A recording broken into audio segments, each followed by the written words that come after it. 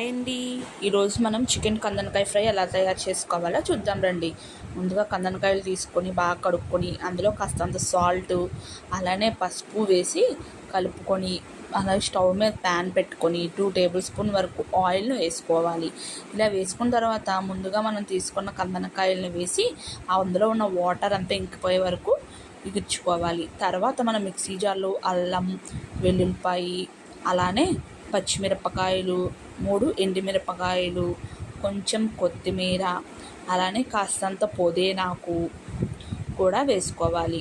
తర్వాత ఇందులోనే చిన్న ఉల్లిపాయ ముక్కలను కూడా వేసుకుని మెత్తగా గ్రైండ్ చేసుకొని పేస్ట్ చేసుకోవాలి. ఇలా చేసుకున్న పేస్ట్ని మనం ముందుగా స్టవ్ మీద పెట్టిన కందనకాయల్లో వేసి బాగా కలుపుకోవాలి. దీన్ని ఇలా ఒక పావు గంట సేపు ఫ్రై చేసుకోవాలి. తర్వాత ఇందులోనే కాస్తంత ధనియాల పొడి, కరివేపాకు వేసి స్టవ్ ఆఫ్ చేసుకోవడమే. అంతేనండి, ఎంతో రుచికరమైన కందనకాయ ఫ్రై రెడీ.